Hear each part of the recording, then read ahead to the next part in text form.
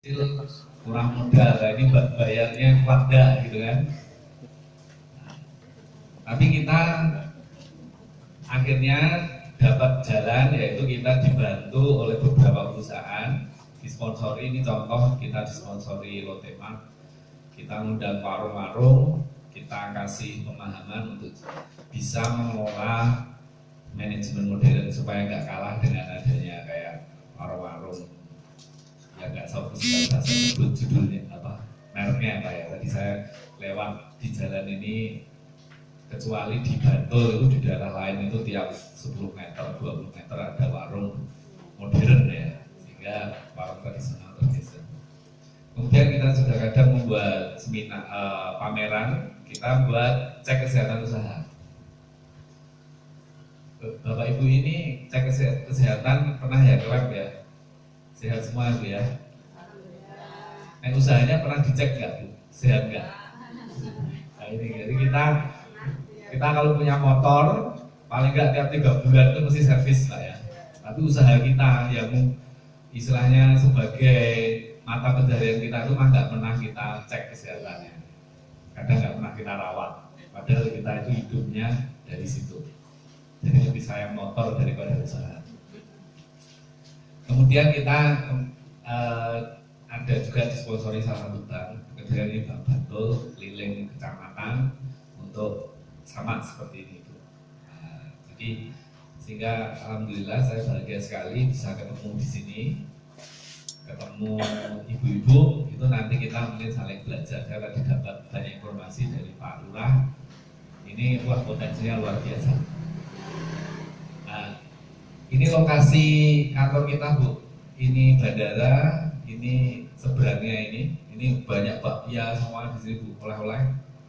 Dan tadi pas saya lewat tuh saya bayangin, wah ini Jalan Solo kayaknya mau pindah, bisa jadi pindah di Jalan Serandaan ini. Jadi kalau Ibu lewat Jalan Solo, di situ itu semua apa oleh-oleh ya, juga harga tanah luar biasa. Tapi ketika bandara pindah, ini kayaknya ekonomi juga pindah. Nah pertanyaannya sekarang Bapak Ibu ini mau jadi pemain atau jadi penonton? Nontonnya aja atau main? Nah ini kan ya harus siap. Kalau enggak, wah itu udah pinter semua. Kebetulan kita ada desa binaan di Pajangan, itu mungkin lebih masuk ke sana ya. Kemarin dia beli tanah itu 3 tahun yang lalu 150.000 Pak semeter di pinggir jalan. Tahun berikutnya jadi 350.000, sekarang jadi 1 juta per meter. Karena ada UIN, ada. Tapi salah satunya adalah nanti ini ada jalan tembus ke bandara. Kemarin ganti rugi udah selesai Bu, 4,1 triliun. Ada orang kayak Ibu ini dapat 160 miliar. Kira-kira kalau dapat 160 miliar gimana? Malah pingsan namanya ya. Gimana menghabiskan gitu kan? Nah ini luar biasa. Jadi masa depan area ini itu nanti 10 tahun lagi itu udah sangat cepat. Tapi tadi, apakah kita jadi pemain atau penonton? Karena kebetulan bapak saya asli daerah ini, dan setelah kita lihat kiri kanan itu yang ini sudah nggak ada, ini semua datang, dan pendatangnya bukan orang Jogja. Nah itu kita harus siap ini. Oke, ini tim kita, dan ini kebetulan klien kita punya klien di beberapa daerah, dan kegiatan UMKM ini memang salah satu misi kita Pak. Bagaimana memajukan UMKM, karena ekonomi Indonesia itu sebenarnya penggeraknya ya Bapak Ibu ini. Penggerak realnya 50% ekonomi Indonesia itu ya Bapak Ibu ini. Ya. Oke, sekarang saya akan masuk di sini Bu. Semoga dari belakang kelihatan. Saya akan nunjukin satu gambar. Saya ingin Bapak Ibu itu memilih jalan yang ke kanan atau ke kiri. Simpel kan? Jadi ini kita jalan-jalan ke hutan terus tersesat. Ibu-ibu itu tersesat. Jadi nggak ngerti daerah di situ. Nah, ada 2 jalan Bu ya. Ini sayangnya ini nggak bisa diterangin, nggak kelihatan ya. Oke. Kelihatan nggak gitu kelihatan sebenarnya. Jadi coba ya, nggak apa-apa. Kelihatan Bu ya? Atau saya yang nggak kelihatan? Ini ada jalan yang ke kiri Bu sebenarnya, dan ini ada jalan yang ke kanan. Oke. Ini ada jalan yang ke kiri dan ini ada yang jalan yang ke kanan. Kelihatannya ada beda nggak Bu jalan yang ke kiri dengan ke kanan? Ada jalan yang sering dilewati, itu jalan yang ke kanan dan dia agak naik jalannya, lebih terang. Ini masuk sana lebih gelap dan ini jalan dilewati. Oke, saya ulangi ya. Jalan yang ke kiri ini gelap, jalan dilewati. Yang ke kanan itu sering dilewati dan lebih terang. Pertanyaan saya, Bapak Ibu jujur dari hati nurani paling dalam. Bapak Ibu pilih jalan yang ke kiri, jangan dijawab dulu ya Bu ya, Bapak Bu nanti ngacungkan tangan. Jangan dijawab dulu. Jadi Bapak Ibu pilih ke kiri atau ke kanan. Oke? Siap Bapak Ibu semua? Siap? Siapa dari Bapak Ibu yang memilih jalan yang ke kanan? Ke kanan. Ke kanan nggak apa-apa Bu, saya hitung. 1, 2, 3, 4, 5, 6, 7, 8. Bapak nggak ada. Siapa yang memilih jalan yang ke kiri? 1, 2, 3, 4, 5, 6, 7. Siapa yang mau pulang Bapak Ibu? Biasanya kalau nggak pilih langsung pulang. Pulang semua. Oke. Saya pengen dapat sampel. Tadi ada yang ini bapak-bapak kok belum memilih nih. Saya ulangi lagi nih. Bapak-bapak ini yang memilih, bapak yang memilih jalan yang ke kanan, ya Pak? Gak ada? Gak ada? Yang memilih jalan ke kiri? Ke kiri. Wah ini ya, Pak dia juga ke kiri. Ke kiri ya. Bapak belum memilih ini. Oke, saya akan ambil sampel. Tadi ada ibu yang memilih ke kanan. Ibu memilih ke kanan tadi ya? Kenalan Bu, sama alasannya apa Bu? Rakulino ngiwok. Kalau saya begini, saya pilih jalan yang ke kanan, soalnya sering dilewati dan jalannya udah terang. Jalannya apa Bu? Soalnya berjalan. Oke, tadi yang belakang ada yang memilih jalan yang ke kiri ya? Ada Bu ya? Ibu ya? Ke kiri? Oh ya? Ke kanan, tadi yang ke kiri siapa yang ke kanan? Oh ya, lewat. Kenalan Bu? Saya apa?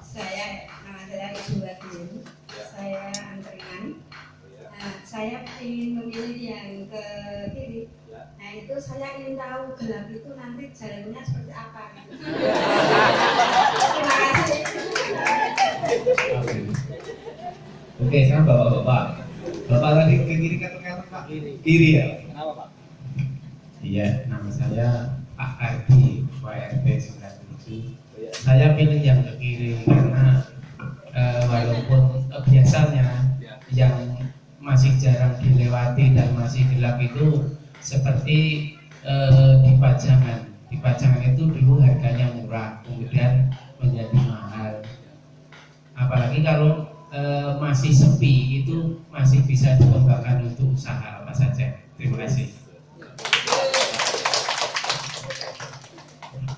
Ini kalau Pak Lurah boleh nggak ini? Agak berani. Nggak apa-apa. Tadi Pak. Tadi pilih kiri ya Pak. Rakulino ngiwok nek malu. Ya memang saya pilih kiri tadi Pak. Memang sebenarnya kalau kita beli itu di gunung itu sering kita nanti beloknya berapa kali? Cuma 2 kali Pak. Iya. Kiri dan ke kanan. Nah, pilihannya cuma 2, jadi saya pilih yang kiri karena kelihatannya yang ke kiri itu walaupun jarang dilewati namun menyimpan potensi yang sangat luar biasa, sangat banyak. Dan untuk itu mungkin dengan kita melewati daerah yang berpotensi namun belum dimanfaatkan, kita bisa lebih lebih dulu bisa menangkap peluang-peluang ataupun potensi yang ada di daerah tersebut, karena akan ada pepatah siapa cepat dia yang dapat. Biasa. Oke, jadi ini tadi cuma masalah kiri dan kanan loh, tapi kalau udah sampai usaha ini loh.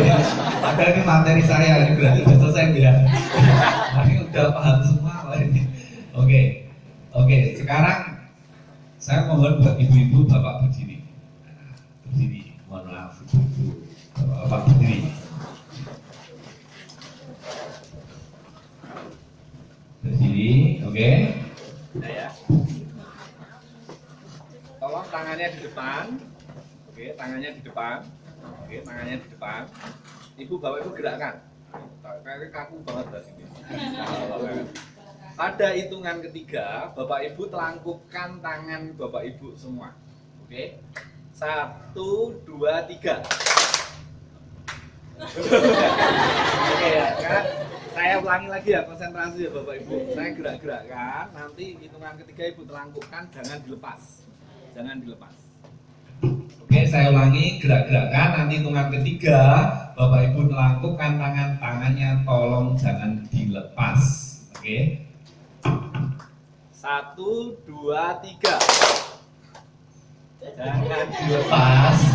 Bapak Ibu sampai lakukan tangan gini ya. Ulangi sekali lagi ya, sampai kayak gini ya. Ya, gini ya. kita ulangi sekali lagi, biar lemes. Ini kayaknya tadi belum lemes. 1, 2, 3. Oke, sekarang Bapak Ibu lihat jempol Bapak Ibu masing-masing. Nah, jangan bukan kanan kirinya.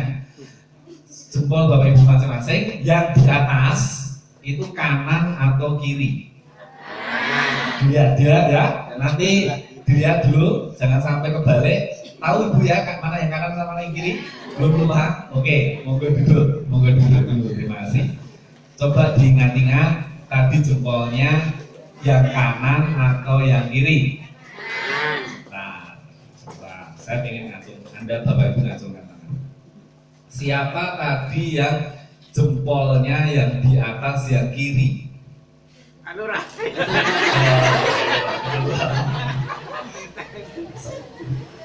Yang belakang, wow, Mbak KKN, ada satu, ada lagi yang enggak, yang lain? Bapak Ibu enggak ada, semua kan? Enggak ada ya? Oke. Nanti nggak usah dibalik loh ini. Ini saya kasih tahu rahasia, tapi nanti nggak usah dibalik. Nanti Bapak Ibu bisa ngetes ini untuk anak Bapak Ibu semua. Mau tahu nggak ini rahasia? Pengen ya? Pengen ya? Jadi gini Bu, otak kita itu ada dua belahan. Belahan kanan dan belahan kiri. Nah, fungsi otak kanan dengan otak kiri itu berbeda. Jadi otak kiri itu otak yang berpikir matematis, hitung-hitungan.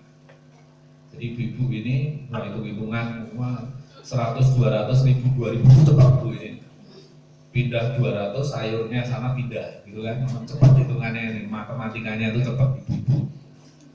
Kalau yang kanan itu adalah otak yang kreatif, inisiatif, gagasan, abstrak. Kalau yang kiri itu teknis, matematis, logis, sistematis. Itu otak kiri. Nah, sistem saraf kita itu silang Bu. Jadi kalau otak ibu itu lebih kuat otak yang kiri, maka jempolnya yang atas itu di kanan.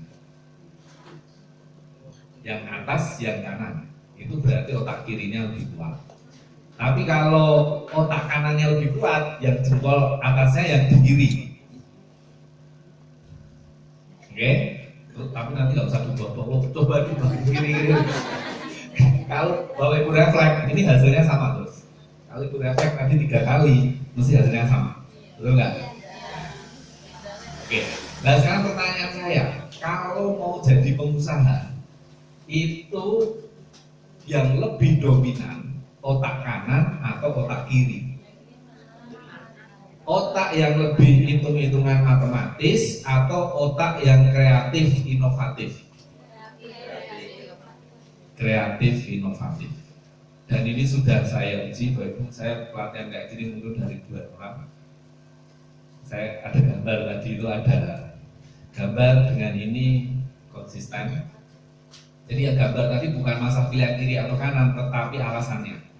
Ada alasannya yang logis, ada alasannya yang ya feeling saya, perasaan saya. Nah itu akan kelihatan orang ini polanya pakai otak kanan atau otak kiri.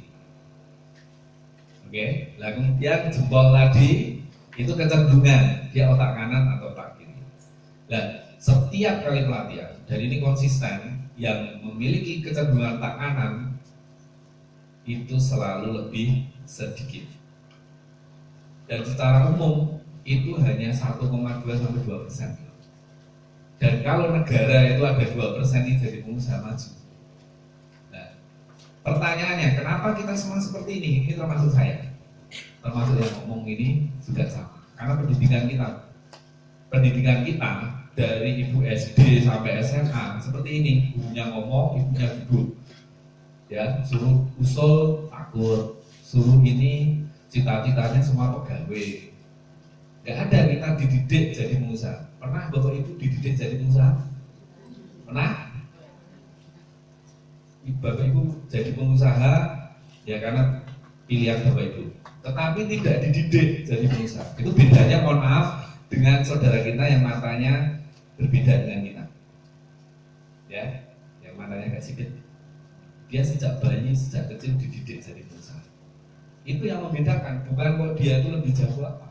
Coba kalau Bapak Ibu ini sekarang, ya, sekarang adu pinter sama orang-orang kota orang ini, bagaimana mencangkul, Bapak Ibu mesti menang. Karena lingkungan ini udah ngajari. Bayangkan sekarang kalau anak ibu ini dari kecil sudah dikondisikan jadi pengusaha. Tetapi tadi pendidikan kita nggak seperti itu. Kalau anak kita punya krayon ini di rumah udah bibir durat-durat ini, apa yang kita lakukan? Kita marahin kan? Padahal itu otak kanannya yang keluar. Dia harus menghafal, harus berhitung. Sejak kecil sudah PR-nya banyak. Otak kanannya mati terus. Coba Bapak Ibu ngetes anak Bapak Ibu. Ledo, coba gambar pemandangan. Yang digambar apa? Gunung, dua, matahari. Bener nggak? Ini berarti kan sejak kecil anak-anak itu sudah kita kondisikan untuk tidak kreatif. Padahal usaha di sini yang paling penting adalah kreativitas. Sekarang produk Bapak Ibu, bakpia Bapak Ibu, itu saya ganti kerdusnya, mereknya 75 atau 25, harganya bisa 4 kali lipat. Bener nggak? Rasanya sama. Oh yang buat itu juga warga kok. Dia ini dikoordinir dikasih tas rajut Bapak Ibu. Di sini ada yang terkenal ya di Jogja ya. Saya nggak nyebut merek, ratusan ribu jutaan. Beli dari warga 15.000. Yang salah siapa? Kreativitas kita. Bisnis ini masalah kreativitas. Jadi yang di sini Bapak Ibu, saya udah nggak ngajari Bapak Ibu bisnis. Bapak Ibu itu sudah melakukan ini bertahun-tahun loh. Cuma saya itu mendorong keberanian Bapak Ibu untuk punya keunikan. Ya kita itu gak diajari ketika kita aneh sedikit, beleleh, gaya, orang pada kancane. Padahal ini yang dicari. Saya cerita kenapa kita sampai ke Kajengan dulu. Saya ada kunjungan ke Singapura, ngantarin mahasiswa saya itu kunjungan ke sana. Kemudian dia, saya mau kunjungan balik. Dia bawa 40 mahasiswa Singapura. Kemudian kita udah mikir, wah kita ajak ke Borobudur, kita ajak. Kita kaget karena saya pengen ke desa. Karena di Singapura itu nggak ada desa. Nah, saya juga bingung ini desa mana. Kebetulan ada desa binaan kita Kajengan. Kita bawa ke sana. Dia itu punya permainan anak-anak itu, egrang, gitu kan, bentek, gitu. Saya dulu anak desa, jadi saya sangat tahu. Bagi saya ya kayak gitu biasa. Tapi anak orang Singapura senang banget. Main kayak gitu ini, terus dimasakin masakan tradisional. Dan dia di situ ada sungai, ada sungai, boleh nggak kita main? Wah, padahal kotor banget, jangan. Terus sampah semua, dia mau main, karena nggak pernah lihat. Nah, sesuatu yang kita lihat biasa bagi orang lain itu luar biasa. Coba yang dilekat di sini. Ini yang beli nggak ada, mungkin orang sini jarang. Orang-orang dari luar ke sini, coba ya.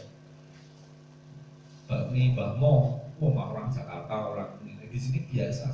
Tapi orang Jakarta ini luar biasa. Nah ini yang kita coba lihat. Kalau saya lihat tadi, wah ini luar biasa, ini emas. Cuma kita harus memandang bukan dari sisi kita, tapi dari sisi orang lain.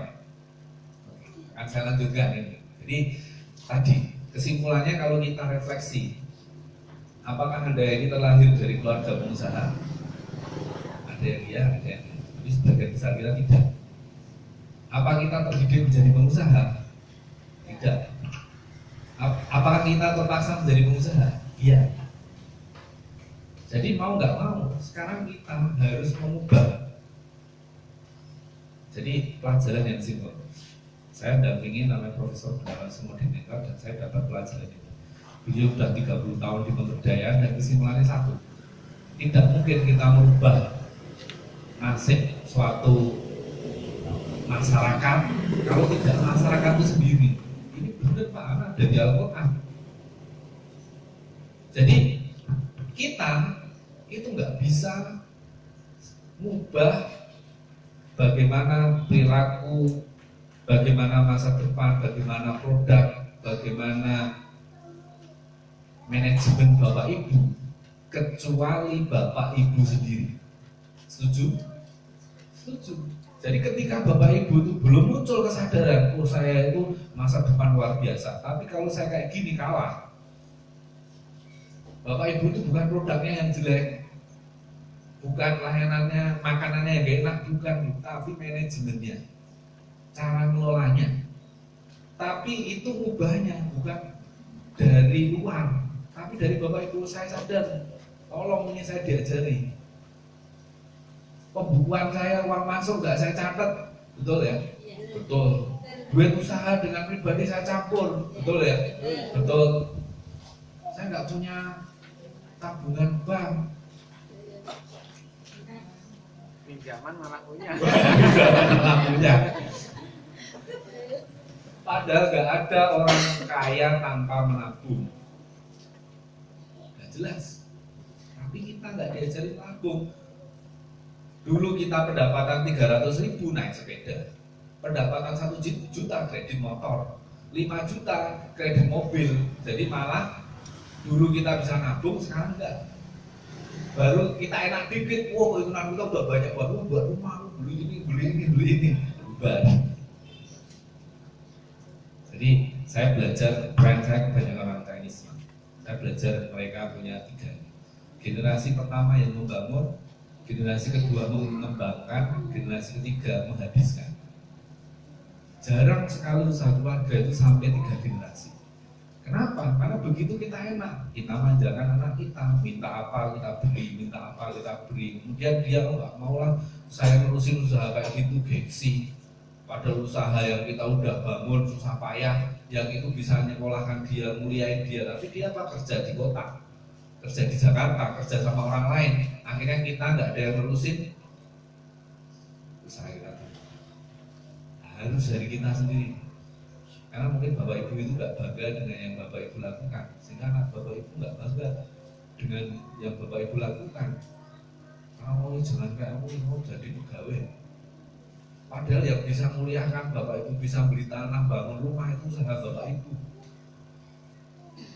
Kalau ini udah berjalan gede, kemudian nggak ada yang ngurusin, ya mesti udah nggak salah kan? Nggak salah. Kalau orang lain beda. Kalau yang melakukan orang lain bukan pemilik. Nah sebenarnya di sini, ini yang perlu kita ubah itu di sini. Ini tidak muluk-muluk. Kalau Bapak Ibu itu bisa mengubah kesadaran itu, oh saya itu, ini usaha ini bisa saya besarkan, orang itu nggak usah sama. Kenapa saya tadi? Saya kerja di Jakarta. Posisi saya sangat bagus. Tapi bapak saya ngomong, kita itu punya tanah, itu 40 tahun nggak diapa-apain, cuma disewa. Daripada kerja sama orang lain, itu diolah sendiri. Itu yang ubah saya. Saya mulai dari nol. Saya sampai sekarang tuh nyewa tanah bapak saya. Walaupun saya sewanya tiap bulan. Kalau nggak punya duit ya Pak, ini lagi sepi ya. bayarnya besok ya, gitu kan. Bedanya kalau nyewa itu kan bayarnya depan gitu loh. Saya itu bayarnya tapi disiplin. Ya bisa jalan. Artinya tadi saya setuju sekali dengan Pak Lurah. Wong mati orang obah, nek obah ngedeni bocah. Wong urip golek duit, ini udah pelajarin kan dari nenek moyang kita bahwa setiap orang hidup yang dipikirin pertama itu harus golek duit. Setiap orang harus berusaha untuk membuat penghidupan minimal menghidupi dirinya sendiri. Jangan menggantungkan kayak gitu. Inilah yang salah dari masyarakat. Karena apa? Pemerintah kita. Sekarang apa-apa pakai kartu, apa-apa nunggu. Padahal kita itu yang memegang kekayaan itu kita. Desa ini yang memegang. Kenapa kita harus nunggu bantuan dari pemerintah? Mau kita sendiri aja kuat kok. Apa Bapak Ibu sekarang berusaha ini dibantu pemerintah? Saya sendiri tuh bisa kan? Tapi begitu ada pemerintah, kita sekarang kebalik. Kalau nggak ada bantuan nggak jalan. Ini loh, mental kita ini yang kena. Oke. Jadi pertama mental kita ubah apa? Bahwa saya udah sampai seperti ini, itu udah kesuksesan yang luar biasa. Bapak Ibu harus bangga dengan usaha Bapak Ibu, karena dengan itu anak ibu atau anak muda itu akan meneruskan. Karena letaknya di situ, Bapak Ibu tentu kekuatannya terbatas. Ini perlu banyak anak muda untuk nanti buka cabang, buka pemasaran. Ini banyak anak muda. Oke. Oke, enggak Pak Tono. Oke. Enggak Pak Lurah. Mboten sampe kan udah bulat. Nggih.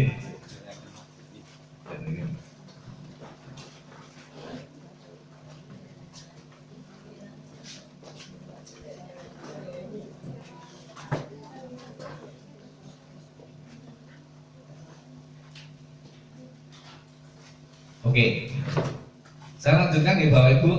Ini coba setelah kita ini apa Bapak Ibu?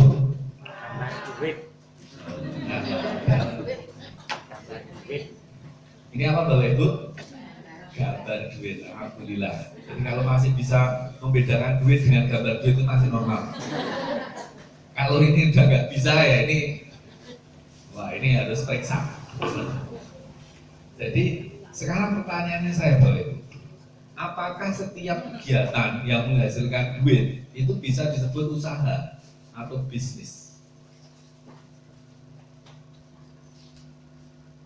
Bisa nggak? Setiap kegiatan yang menghasilkan duit itu adalah bisnis. Jadi bisnis Bapak Ibu apa? Wah saya bisnisnya jualan koran. Bisnis saya ngumpulin sampah. Bisnis saya tukang ojek. Apakah setiap kegiatan usaha yang ada hasilnya duit bisa disebut usaha atau bisnis? Belum tentu. Nah, ini yang kita pelajari dulu. Jangan-jangan yang dilakukan Bapak Ibu itu belum masuk kategori usaha, masih kategori pekerjaan. Apa bedanya? Nah, ini gambar berikutnya. Ini gambar apa begitu? Jamu gendong.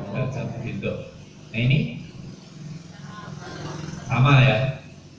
Kira-kira kalau jualan yang kiri dengan yang kanan ini laku yang mana? Bapak-bapak kemana? Padahal ini lebih pengalaman buat jamu loh. Ini bisa buat jamu nggak ini? Belum tentu. Buat jamu apa bedanya dengan bak jamu? Buat jamu ini nanam jahe sendiri, temulawak sendiri. Dia berdoli sendiri, ngulek sendiri, rebus sendiri, ngiderin sendiri, dapat duit dikantongi sendiri. Nah, mbaknya ini nggak bisa baca yang membuat itu, yang manen ada, yang membuat ada. Dia cuma jualin, bisanya cuma jualan, suruh buat nggak bisa. Yang kanan ini belum bisa disebut bisnis. Ini namanya bekerja untuk dirinya sendiri. Jadi dia bekerja, tetapi untuk dirinya sendiri. Karena semua pekerjaan dia kerjakan sendiri.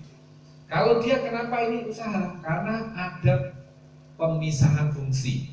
Ada yang memproduksi, ada yang menjual. Nah, Apa perbedaannya? Nah, si Mbok Jamu ini kita bantu.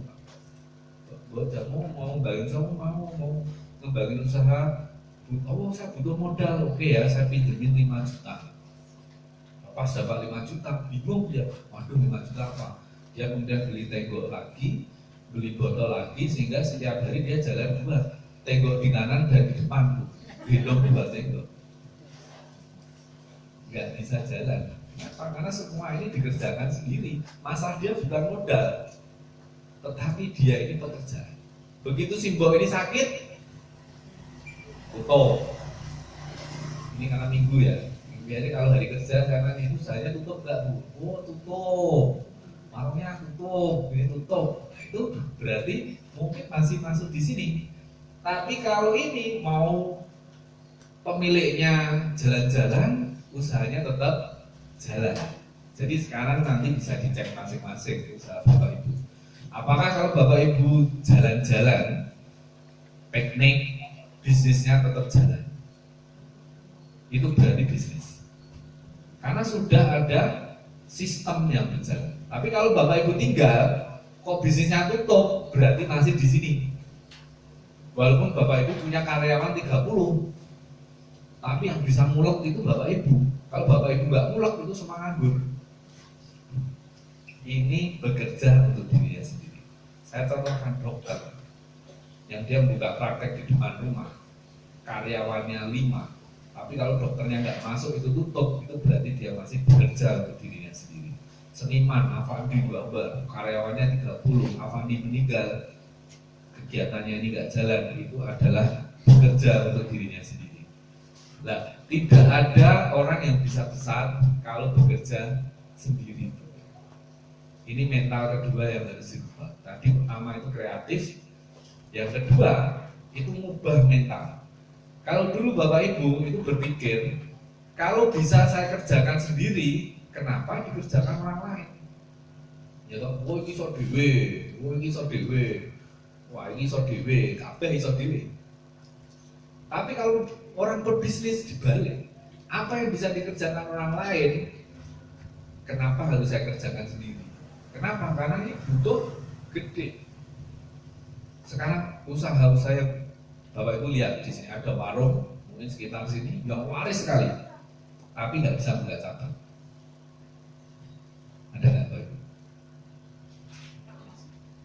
Ada warung yang laris sekali, tapi dia nggak bisa buka cabang karena dia masih di sini.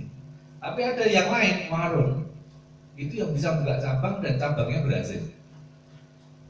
Kira-kira cepat kaya yang mana? Punya cabang atau enggak? Buka cabang Bu ya.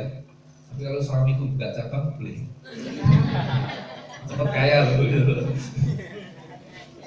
Usahanya aja ya, cabangnya usahanya aja. Nah, oke ya. Jadi ini nanti direfleksi. Karena tadi bagaimana kita itu bisa membagi fungsi. Oh ada yang memproduksi, ada yang jual. Minimal 2 fungsi itu.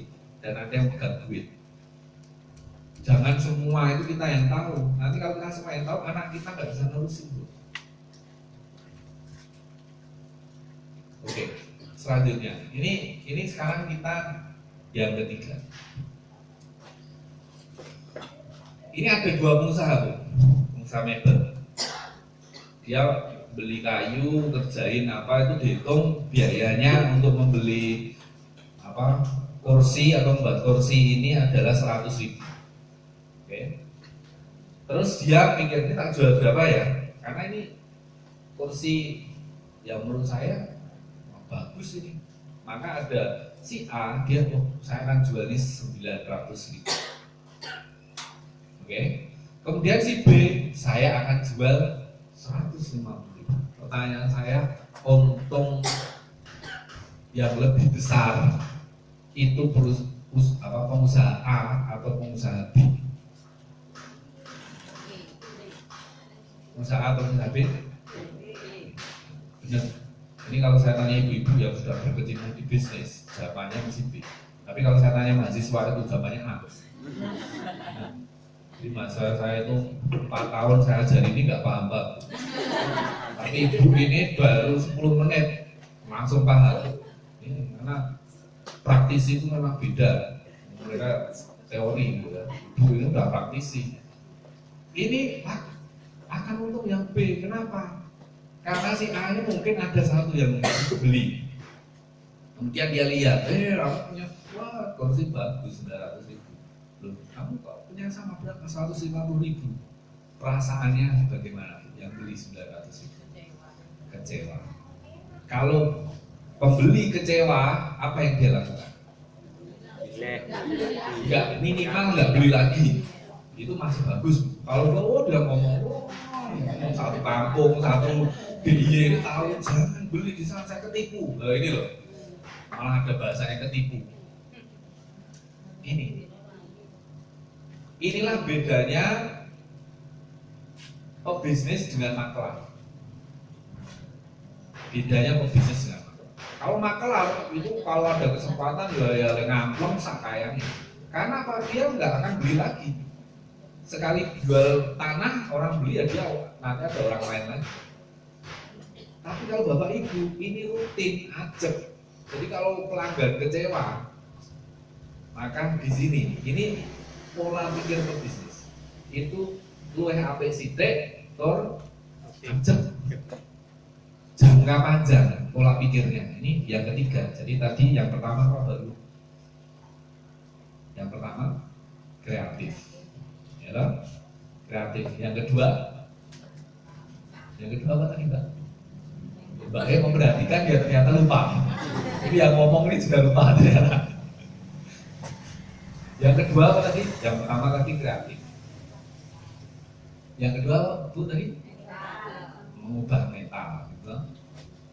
Mental tadi apa-apa tidak dikerjakan sendiri, tapi jalan bekerja sama. Ya. Yang pertama kreatif, yang kedua itu kerjasama, tidak dikerjakan sendiri tapi kerja bersama. Yang ketiga ini jangka panjang.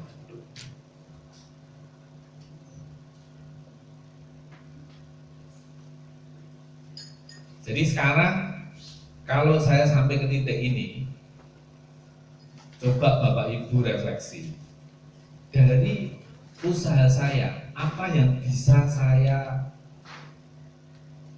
ubah supaya saya punya keunikan. Ini berpikir kreatif.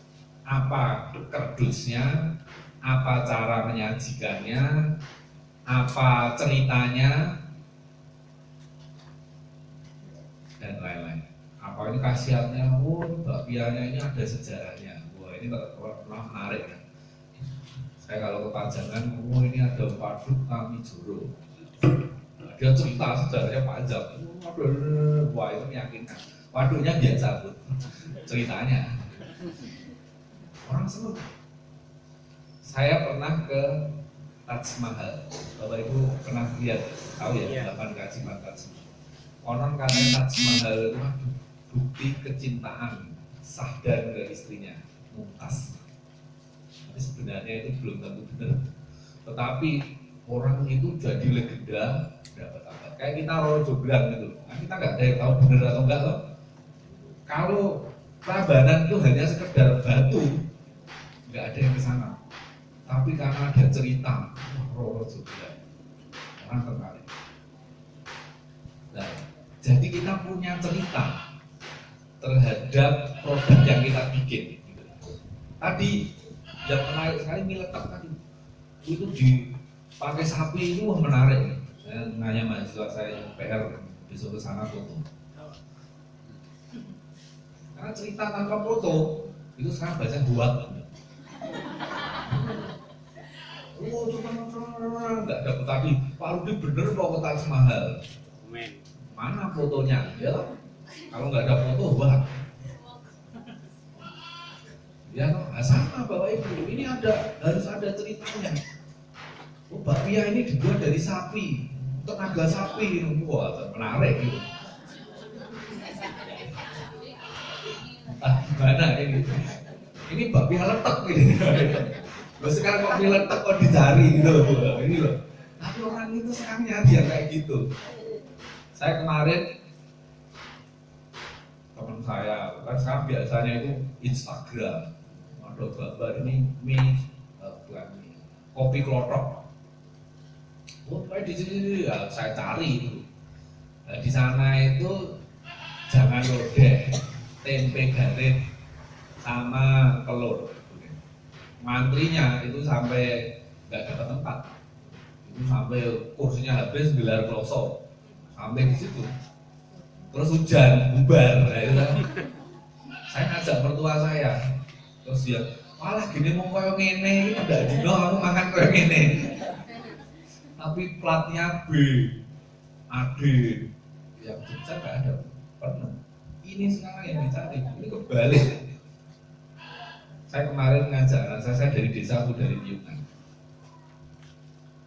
Saya lingkungan desa kayak gini ya, saya 22 tahun hidup di desa.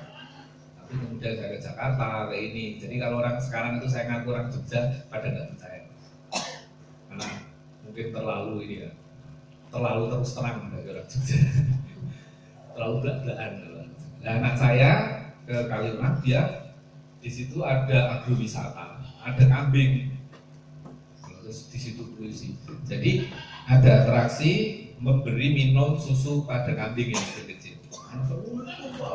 Minum susu Pak. Udah, berapa Mas? 10.000 anak saya yang kecil. Kakaknya, oh saya ikut ini susu 10.000. Terus saya, karena anak-anak ini banyak kambing, saya takut ini saya ikut, ya loh. Masuk Pak 10.000, saya masuk 10.000.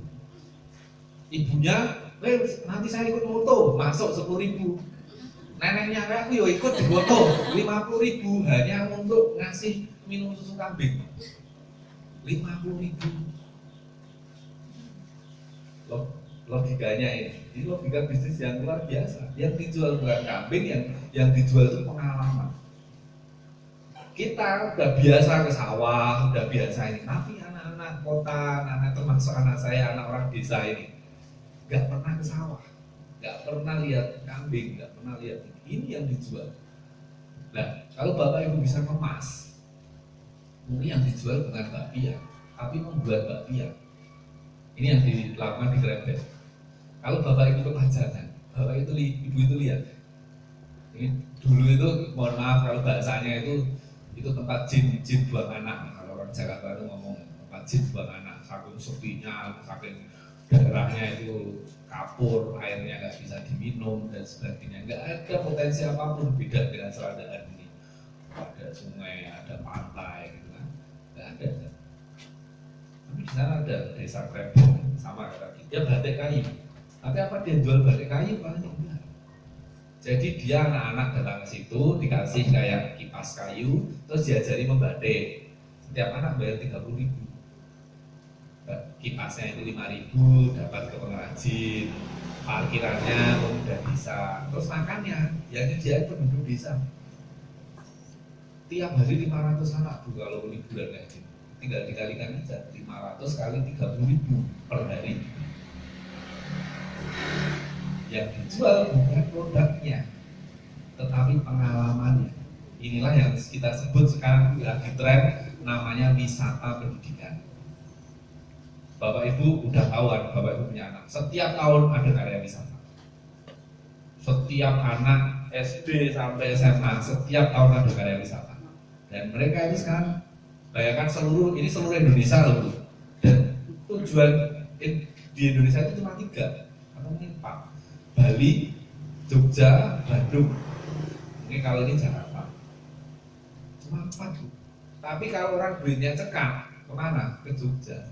Karena pikirannya Jogja itu murah, gitu. Nah ini bisa peluang kayak gini. Berpikir jangka panjang, kerjasama dan kreatif. Kita itu nggak usah mengubah produk kita tinggal Bapak Ibu kerjasama. Kalau setiap orang itu jual bakpia sendiri-sendiri, saya kasih contoh. Saya nggak usah sebut, ada yang jual peyek, desanya nggak usah saya sebut. Ada yang jual roti, desanya nggak usah saya sebut. Dulu 70 orang di situ jual roti semua. Sekarang 35. Apa yang terjadi? Karena masing-masing orang banting-bantingan harga. Aku 5.000, aku 4.500 bisa. Aku 3.000 bisa. Lama-lama nggak ada untung, mati semua. Karena apa? Tidak kerjasama. eranya harusnya adalah era kerjasama. Kalau sekarang ini bakpia ini lomba murah-murahan, ini hancur semua. Hancur semua. Jangka pendek ini ada yang diuntungkan, jangka panjang mati semua. Ini udah terjadi. Nah ini makanya Bapak Ibu monggo jangka panjang. Oke. Nah, kemudian ini mungkin saya kasih bonus saja beberapa slide. Saya nggak akan kasih teknis ini, nanti teknisnya monggo kalau Bapak Ibu mau dicek kesehatan usahanya, ada mahasiswa. Kemarin dari data, nanti kita bisa perdalam lagi, kita bisa spesifik karena masalah Bapak Ibu itu masing-masing lain-lain, ya kan? Kemudian kalau mau branding atau apa ya, mahasiswa ini lagi buat itu video segala macam ini, tapi tadi keunikan itu dari Bapak Ibu yang gali keunikan itu. Sekarang ada sate kelata, ada apa namanya, kalau di Bosari itu ingkung pikirannya Bosari, Patak pikirannya Wonosobo. Nah kalau Pati apa? Bakpia. Kan sekarang bakpia patok gitu kan. Jadi bakpia. Bahkan sekarang batik aja sudah kemarin perajangan dia. Oh ini bagus. Dan ini itu cuma masalah branding, ini buatan Bu. Kalau Bapak Ibu ke sana ada Pulau Sari, itu kalian Bu. Kalian cuma ini tapi kalau pas sudutnya dipoto, wah luar biasa. Wah kemana-mana orang itu banyak datang. Oh kalian, tapi mereka senang Bu, karena dipoto bagus. Gitu loh. Jadi sekarang itu bagaimana kita membuat sesuatu itu kalau dipoto bagus. Saya kalau mau foto di Lopati ini foto di mana? Ini kan harus dibuat karena saya mau pamer nih saya. Kan kita semua suka pamer ya Bu ya. Saya mau pamer tapi ini saya foto di mana? Saya tadi ngomong sama mahasiswa ini loh, saya di dekat orang prajurit Romawi ini loh. Mereka juga bingung. Prajurit Romawi yang mana? Saya nggak tahu loh, ada di situ itu ada patung yang kesananya ke bakpia Japon itu nyebutnya patung apa? Ya patung kepala aja ini. Kalau Bapak Ibu aja nggak tahu kan? Karena di sini nggak ada landmark. Karena di sini tuh harus ada landmark. Oh di sini. Jadi kalau orang ada kunjungan ini foto di situ. Wow ini di Lopati.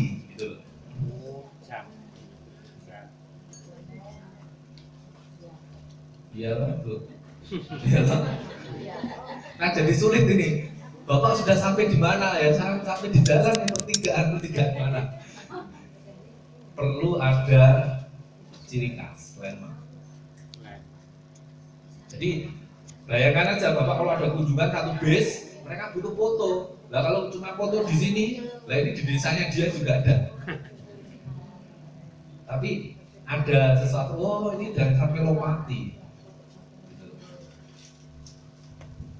Itu. Jadi, lah bonus yang pengen saya sampaikan, saya kasih tahu rahasia buat semua. Tidak ada atau sedikit sekali orang yang kaya karena bekerja. Kecuali Bapak jadi direktur, bupati, pimpinan yang tinggi. Saya nggak nyebut korupsi dan sebagainya ya. Tapi logikanya, sekarang kalau kita lihat gaji menteri itu 20 juta. Gimana dia bisa beli rumah kan sekarang kalau gajinya 20 juta? Kita di sini banyak tuh 20 juta, tapi di Jakarta itu sehari transportasi habis 1 juta Semarang. Berarti kan udah hampir habis 20 juta itu habis di transportasi. Anaknya saya 2 atau 3, yang satu sana diantar, habis. Artinya apa? Ya kita nggak tahu pendapatan yang lain-lain. Logikanya kalau orang itu di Jakarta gajinya 20 juta nggak bisa kaya, habis di sana. Terus di sana rumahnya mahal, ya kok tanah mahal, rumah mahal, makanan mahal. Oh di sini 20 juta, oh aku ya benang uang gue ya kalau dapat. Nah satu itu berarti jadi pekerja itu pengabdian. Bekerja itu pengabdian. Pengusaha Nah, pengusaha itu juga bukan kaya karena bisnisnya. Saya konsultan pengusaha besar. Mereka kaya bukan dari bisnisnya. Mereka kaya karena investasinya. Jadi tadi yang saya sampaikan, orang ini punya duit, dia beli tanah. Di usahanya ini untuk bayari cicilan tanah ini. Setelah 5-10 tahun dia dulu beli tadi 75.000, dipajangan jadi 750.000, naik 10 kali lipat. Gak ada bisnis yang bisa mengalahkan investasi kayak gini, Pak. Jadi kalau kita, Bapak Ibu itu duitnya ditabung, gak pernah kaya. Karena apa? Sekarang Bapak Ibu mesti ingat 10 tahun yang lalu harga beras berapa, harga bakso berapa, harga ini berapa. 10 tahun yang lalu Bapak punya uang 1 juta, banyak sekali. Sekarang uang 1 juta jadi apa? Benar nggak Bapak Ibu kerasa kan? Artinya kalau kita nabung dapat bunga 6%, itu bukan untung, rugi gitu. Karena inflasi itu jauh lebih cepat. Makanya di sini orang yang kaya ini investasi. Dan Bapak Ibu di sini tahu tadi tanah, emas, investasi ngembangin bisnis. Karena kalau bisnis ada masalah, tanahnya ini dijual, Bapak Ibu masih untung. Itu tadi yang saya sebut, kenapa orang yang buka cabang ini pahit-pahitnya usahanya itu rugi, dia untung karena tanahnya itu nilainya jauh berkali lipat, tadi 10 kali lipat. Jadi saya pernah ini dealer motor paling besar. Dia penjualan itu setahun 100 miliar. Dia punya aset itu sekitar 70 miliar. Kaya kan? Rumahnya 5 miliar. Saya lihat BC-nya itu 300 juta. Datangin dari Italia. BC impor dari Italia. Kaya kan ya? Tapi utangnya 80 miliar. Jadi asetnya dia 70 miliar, utangnya 80 miliar. Berarti kekayaan dia itu minus 10 miliar. Sama Ibu kayak apa? Kayak Ibu. Saya lihat, terus dia nanya ke saya, Pak Rudi, saya kaya atau miskin? Duit Bapak itu sekarang. Jadi saya tinggal berapa bulan, paling 3 bulan. Coba ya Pak Rudi ya, coba dilihat 3 bulan. Dia masih bertahan. Terus kita pekerjaan selesai, Pak, 2 tahun Bapak saya undang ke sini. Benar, setelah 2 tahun ya. Kemudian utangnya semua lunas dan dia utang lagi 100 miliar. Nah, ini mengandung ya misalnya. Dia nggak lulus SD. Dulu awalnya misalnya nyewain becak. Kemudian sekarang punya dealer. Kemudian saya yang Pak Rudi salah. Saya bisa S2 balik dari Australia dikasih tahu orang yang nggak lulus SD. Yang Pak Rudi salah. Yang Pak Rudi lihat itu adalah catatan akuntansi.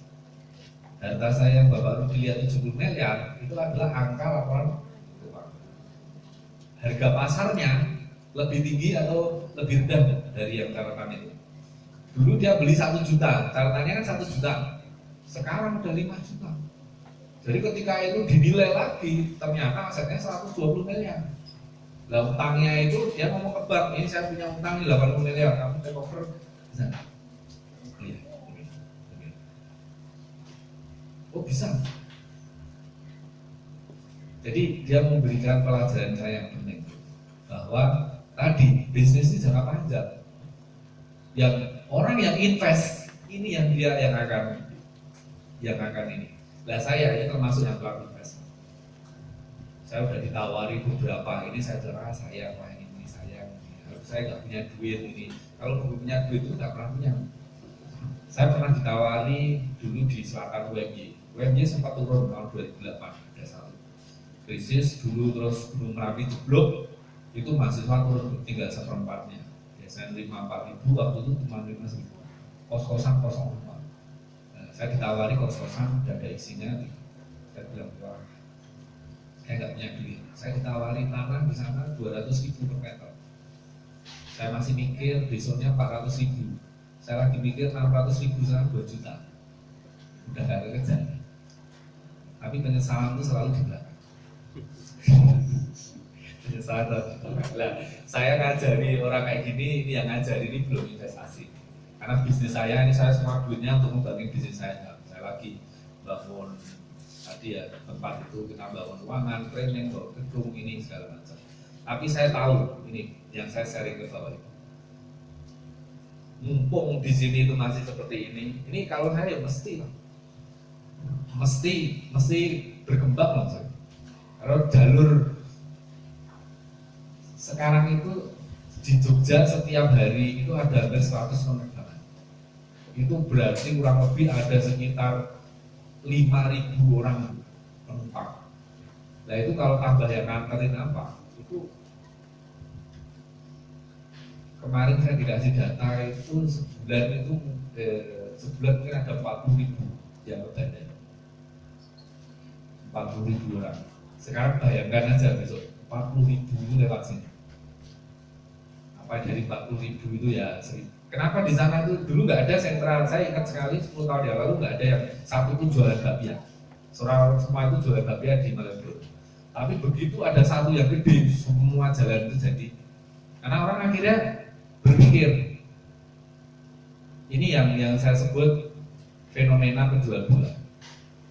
Penjual buah itu selalu pada ngumpul dan semua laris. Kenapa? Karena ini ketika orang ke situ, itu orang punya banyak pilihan. Ini semua hidup. Ini teori pasar. Kalau Bapak Ibu itu mau jualan sendirian, nggak laku. Coba ini, kuburan itu sampingnya masih sepi. Coba itu jualan di situ, angkringan, pinggir kuburan, sepi. Karena orang itu nyari yang ramai. Dan dia justru yang bersama ini bukan saling bersaing, tapi saling menguatkan. Kalau di situ sentra oleh-oleh makanan tradisional, orang kemudian oh ya di sana aja. Saya pilihannya banyak, akan menciptakan pasar. Mungkin itu, mungkin sedikit masukan dari saya Bapak Ibu. Tadi saya sampaikan ini orang-orang kaya di dunia, ini di Indonesia. Nah, ini sudah kaya. Jadi mungkin sudah investasi sudah. Jadi orang coba Bapak Ibu mesti lihat pelawak. Ini yang dia kaya raya tapi sekarang jatuh miskin. Kenapa? Karena lupa investasi. Jadi walaupun kecil, walaupun sedikit, pikirkan investasi. Bentuknya bisa macam-macam. Kita harus menahan, jangan mengkonsumsi semua. Kalau masa nggak punya duit itu sama. Tapi kita ngubah bagaimana kita itu nabung atau nabungnya di depan, bukan di belakang. Itu caranya dengan investasi. Makanya beli tanah. Misalnya nggak punya uang itu dengan kredit, kita nyicil itu nabung di depan. Bunganya bank itu akan melampaui dengan ini. Tetapi ya tentu ukur ya Bu ya, jangan sampai bulan ini terus malah bangkrut. Jangan diukur. Nah ini masing-masing saya yakin bisa mengukur keuangannya. Oke, mungkin akan saya akhiri sampai di sini. Ada, ya, ini saya kembalikan ke mbak acara. Terima kasih. Ya, terima kasih banyak Bapak. Mungkin bisa istirahat sejenak. Dan pripun ibu-ibu, jelas ya materipun. Oke, usahanya mau dibawa kemana? Mau dikembangkan seperti apa? Nah, mumpung ada Bapak Rudy di sini, sekalian saya persilakan kepada Bapak-Bapak dan Ibu-Ibu menawi ada pertanyaan yang tidak ingin ditanyakan kepada Bapak. Wonten Bapak, Ibu, pertanyaan? Kata Bapak, konsultasi nopo-nopo mumpung Bapak wonten mriki saged dipun niki tanyakan. Monggo, menawi ada? Ada, Kak? Saya buka untuk sesi pertanyaan Ibu. Mumpung ada ini nanti bisa mengarahkan solusi. Terima kasih, wonten. Oke, monggo Bapak. Saya